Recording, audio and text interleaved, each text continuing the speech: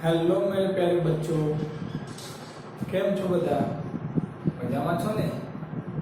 કાલે જે ગુણધર્મો ભણાવવામાં સમજણ મળી હતી ને, તમે તૈયાર કર્યા હશે.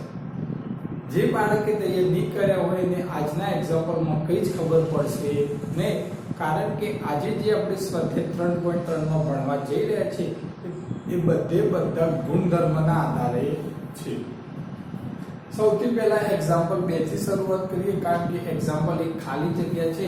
એક્ઝામ્પલ બતાવ્યા પછી આપણે ખાલી જગ્યા ભણીશું તો તમને વધારે મજા આવશે. એક્ઝામ્પલ 2 માં શું કહે છે કે નીચેના સમાંતર બાજુ ચતુષ્કોણમાં, એટલે આપણને જે નીચે આકૃતિઓ આપી છે એ બધી કયો ચતુષ્કોણ છે? સમાંતર બાજુ ચતુષ્કોણ.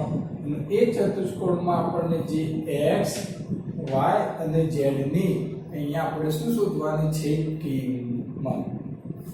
સમાંતર બાજુ ચતુષ્કોણની વાત કરીએ તો આપણને એના ફટ દઈને આપણને એના ગુણધર્મો યાદ આવવા જોઈએ. પહેલો જ ગુણધર્મ શું હતો બચ્ચો? કે સામસામેની બાજુના માપ સમાન હોય છે. બીજો ગુણધર્મ શું હતો?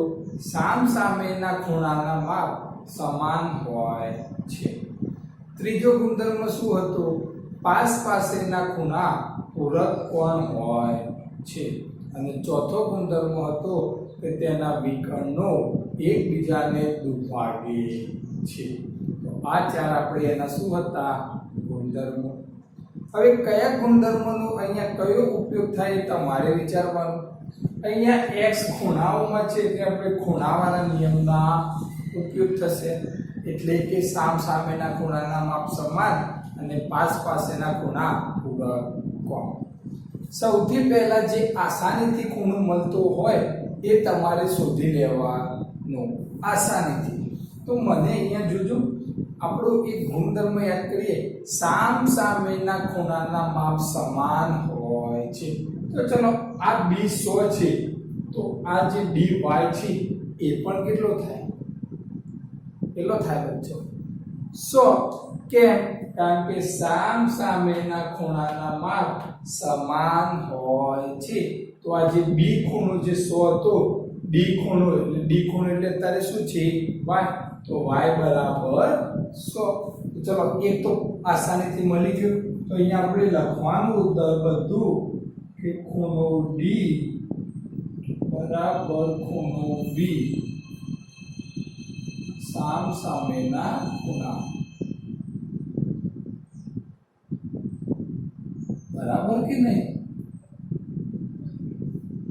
ખૂણો d બરાબર ખૂણો b થાય કે ના થાય? કારણ કે ખૂણો d અને ખૂણો b એકબીજાના સમાન. હવે એમની કિંમત મૂકવાની બચ્ચો. તો ચલો ખૂણો d એટલે કયો ખૂણો કહેવાય? y. તો અહીંયા આપણે y બરાબર. ચલો ખૂણો b એટલે કેટલું માપ? 100. તો આ 100. તો ચલો જે આપણને x y અને z શોધવાનો કયો હતો એમાં આપણને પહેલો કોણ મળી ગયો? y. આસાનીથી, ફક્ત નિયમની મદદથી. ચલો હવે y પછી આપણે શું શોધીએ? x કાં તો z. ચલો આ ખૂણો c અને ખૂણો d, અથવા ખૂણો a અને ખૂણો d, અથવા a અને b એકબીજાના કેવા કહેવાય? પાસેના ખૂણા કહેવાય કે ના કહેવાય? પાસેના ખૂણા એકબીજાના શું છે? પૂરક કોણ.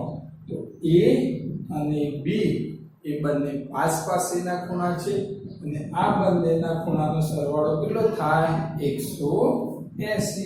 તો ચલો આપણે લખીએ ખૂણો a પ્લસ ખૂણો b બરાબર 180. કૌંસમાં આપણે કારણ પણ આપવાનું, પાસેના ખૂણા પૂરક કોણ. એટલે સમજણ પડે કે નહીં પડતી? તમે કોઈ પણ લઈ શકો, a અને d પણ લઈ શકો. કે હવે d નું માપ મળી ગયું છે કેટલું? 100. આ ખૂણો 100, પણ આપણે a અને b લીધો. ચલો હવે કિંમતો મૂકીએ. ચલો ખૂણો a એટલે તો z વત્તા ખૂણો બી એટલે 100 બરાબર 180 અંશ. ચલો માટે z બરાબર 180 ઓછા 100 અંશ. માટે z બરાબર 80 અંશ. ચલો આપણે અહીંયા કિંમતો મૂકતા જઈએ. ચલો આ 100 અંશ અને આ 80 અંશ. તો ચલો એ y પણ મળી ગયો, z પણ મળી ગયો. હવે શું શોધવાનું છે? x. x બે રીતે શોધાય. કોણ કે સાહેબ b અને c પૂરક કોણ છે તો b + c બરાબર 180 એ રીતે પણ મળે. પણ શું કામ ગણતરી કરો છો? તમને ખબર છે કે ભાઈ સમાંતર બાજુ ચતુષ્કોણમાં સામસામેના ખૂણાના માપ કેવા હોય? સરખા. a જે 80 મળ્યો તો c પણ 80. c એટલે તો x. અહીંયા આપણે ત્રીજું લખવાનું કે ખૂણો c બરાબર ખૂણો a, કારણ આપવાનું સામસામેના ખૂણા. શું કારણ આપશો? સામસામેના ખૂણા. ચલો માટે હવે કિંમતો મૂકો. ચલો ખૂણો c એટલે શું કિંમત આપણી છે? x બરાબર ખૂણો a એટલે z હતા. z એટલે આપણને કેટલા મળ્યા? 80. તો 80. તો આપણને જે x, જે y અને જે z શોધવાના કયા હતા તે અહીંયા આપણને સરળતાથી મળી ગયા. કેમ સરળતાથી મળ્યા? કારણ કે સાહેબશ્રીને સમાંતર બાજુ ચતુષ્કોણના ગુણધર્મો આવડતા હતા. મેં અહીંયા મારા ગુણધર્મનો ઉપયોગ કર્યો. એ ગુણધર્મની મદદથી મને એક લીટીમાં બે તો જવાબ મળી ગયા અને આ પણ મને આસાનીથી મળી ગયો. કયા બે ગુણધર્મનો ઉપયોગ કર્યો? તો સામસામેના ખૂણા પૂરક, સામસામેના ખૂણાના માપ સમાન હોય છે અને પાસેના ખૂણા પૂરક કોણ હોય છે. આ બે નિયમના ઉપયોગથી આપણે ગણી શકીએ. તમારે આનો સ્ક્રીનશોટ લેવો હોય તો ફટાફટ ચલો સ્ક્રીનશોટ લઈ લેજો.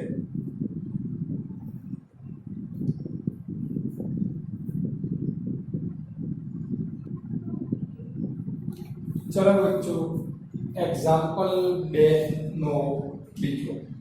અહીંયા આપણને સમાંતર બાજુ ચતુષ્કોણની આકૃતિ આપી છે. એ સમાંતર બાજુ ચતુષ્કોણની આકૃતિમાંથી x, y અને z ના શું શોધવાના છે? મૂલ્યો. જ્યારે પણ કોઈ આકૃતિ આવે તો આપણે પહેલા એના નામ આપી દેવાના. આપણા ગણના તમે કોઈ પણ નામ આપી શકો છો. મેં અહીંયા નામ આપ્યા a, b, c અને d. તમે તમારા મનગમતા નામ આપી શકો. પણ બને ત્યાં સુધી ABCD આપજો, કારણ કે આપણને સમજવું અને શીખવું સહેલું પડે. હવે સૌથી પહેલા આસાનીથી કયો ખૂણો મળે?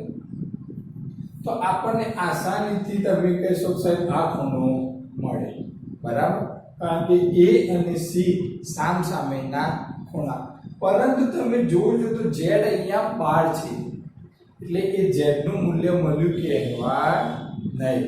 જો આ z અંદર હોત તો આગળ ભણ્યા એમ કે ખૂણો a અને ખૂણો c સરખા તો z બરાબર 50.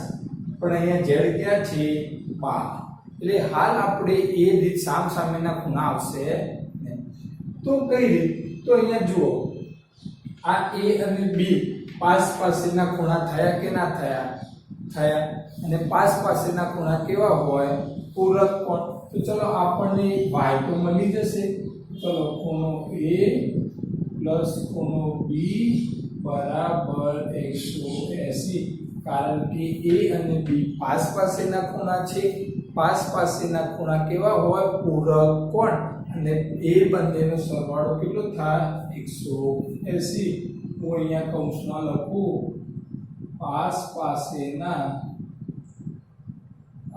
પાસેના પૂરક કોણ. આવું લખવાનું છે તમારે પણ, એટલે તમને ખ્યાલ આવે જ્યારે તમે મહિના 2 મહિના પછી જ્યારે ચોપડામાં જુઓ તો તમને ખ્યાલ આવવો જોઈએ કે કેવી રીતે તમે શોધ્યા. હવે a અને b ની કિંમત મૂકો. ચલો ખૂણા a ની કિંમત કેટલી? 50. ચલો વત્તા ચલો ખૂણા b ની કિંમત કેટલી? y. ખૂણો b એટલે y બરાબર 180 માટે y બરાબર 180 ઓછા 50 માટે y બરાબર 180 ઓછા 50 એટલે y બરાબર 130 અંશ. બરાબર 18 માંથી 5 જાય તો સરસ 130 અંશ. 6 7 1 2 3 4 5 3. ચાલો ઓકે.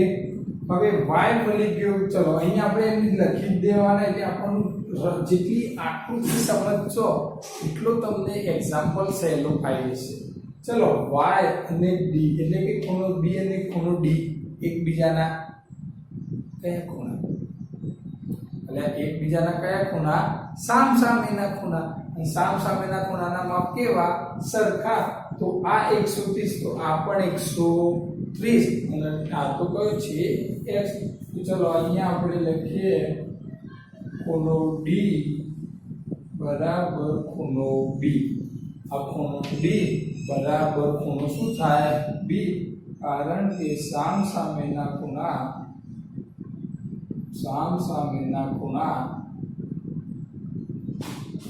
સમાન.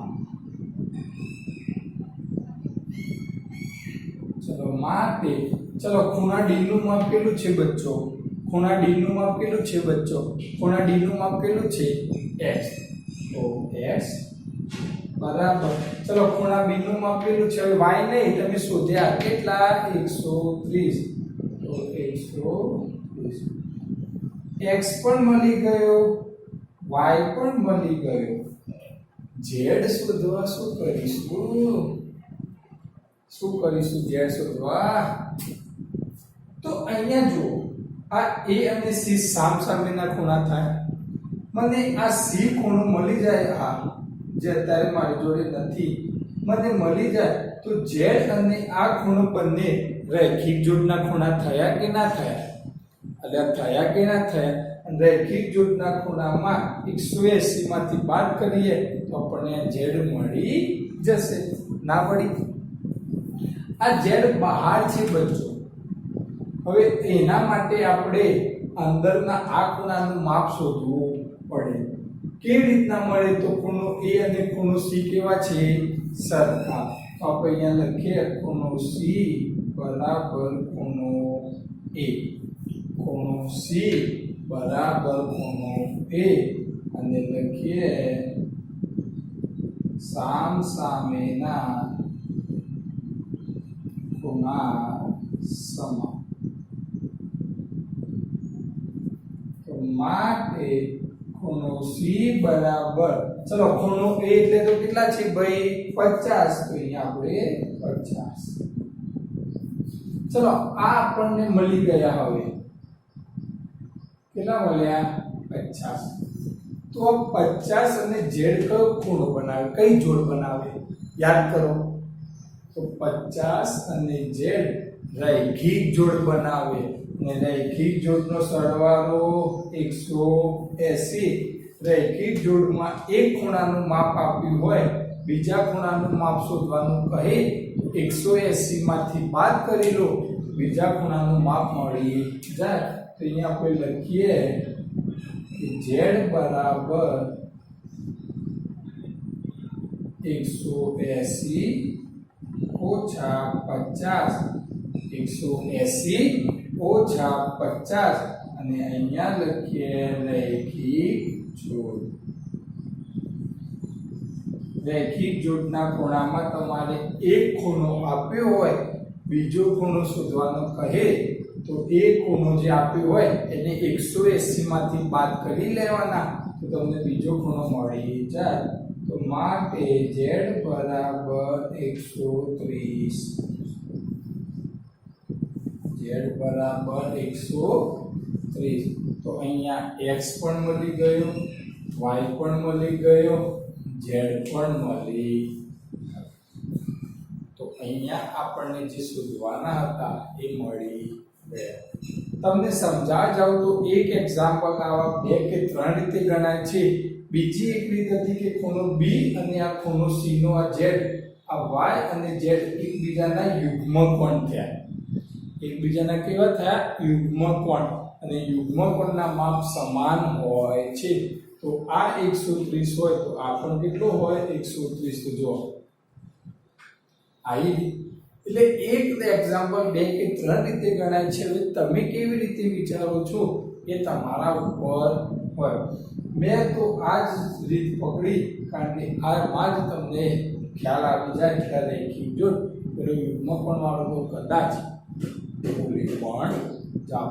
તો પહેલા જોઈ લો, બરાબર સમજો, પછી જાતે ગણવાનો પ્રયત્ન કરવાનો. આપણે બહુ નહીં ચલાવીએ, એક લેક્ચરમાં 3 જ એક્ઝામ્પલ ચલાવીશું. ચલો આનું સરસ મજાનું સ્ક્રીનશોટ લઈ લો.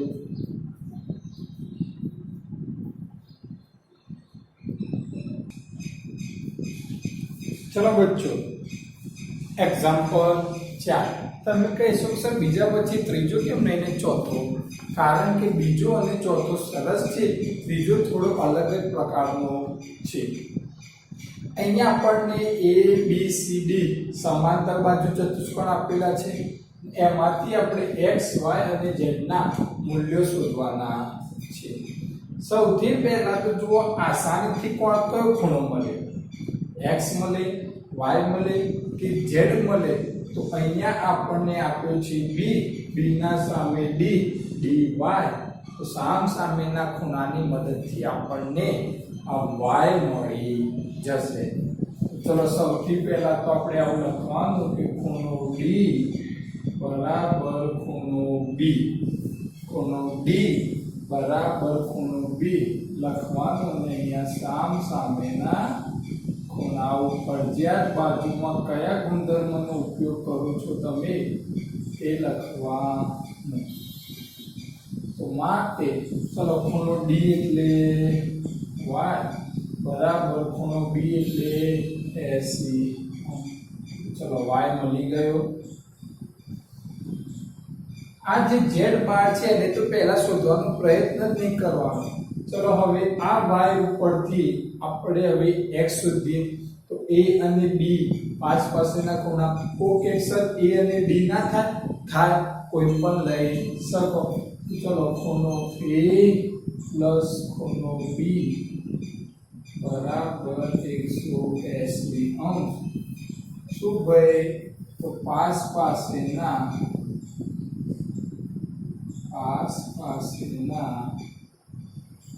પૂરક કોણ બરાબર ને?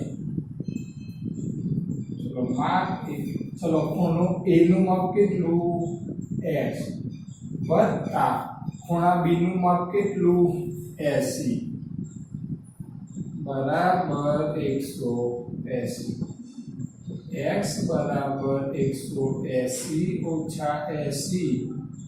તો માટે x બરાબર 100. x બરાબર 100. તો ચલો આ y મળ્યા કેટલા? 80. આપણે રકમમાં દર્શાવી દઈએ. a કેટલા મળ્યા? 100. x અને y મળી ગયા. કોણ બાકી? z. હવે તમે જોશો તો z તો બહાર છે, અંદર હોત તો સરસ પતી જોત તો કોઈ સામ સામેના ખૂણા, પણ z તો બહાર છે. હવે એ બહાર શોધવા આપણે આ ખૂણો મળી જાય આપણે સમજી લઈએ કે z અને આ બંને ખૂણા રૈખિક જોડના ખૂણા છે. પણ એના માટે આ ખૂણો શોધવો પડે અને એ ખૂણો શોધવા જુઓ ખૂણો a અને ખૂણો c કેવા ખૂણા? સામ સામેના. કેવા? સામ સામેના. તો ચલો પાછું લખીએ કે ખૂણો c બરાબર ખૂણો a કે તો સામ સામેના ખૂણા. સામ સામેના ખૂણા કેવા હોય? સમાન. તો માટે ખૂણો c બરાબર કેટલા અંશ? 100 અંશ. ખૂણો સી એટલે સી અને ખૂણો એ એટલે કેટલા 100. તો ચલો આ તમને મળી ગયું અને જેમ જેમ તમને માપ મળે એમ એમ આકૃતિમાં દર્શાવી દેવાના એટલે તમને વધારે સમજણ પડશે. ચલો આપણને તો સી મળ્યું, શોધવાનો હતો ઝેડ. તો અહીંયા જોઈએ છે તો આ ઝેડ અને 100 બંને એકબીજાના રૈખિક જોડ છે.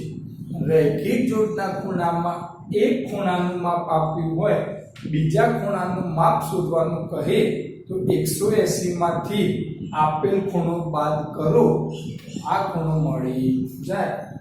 z બરાબર 180 અંશ ઓછા કયો ખૂણો આપ્યો છે 100 કૌંસમાં લખીએ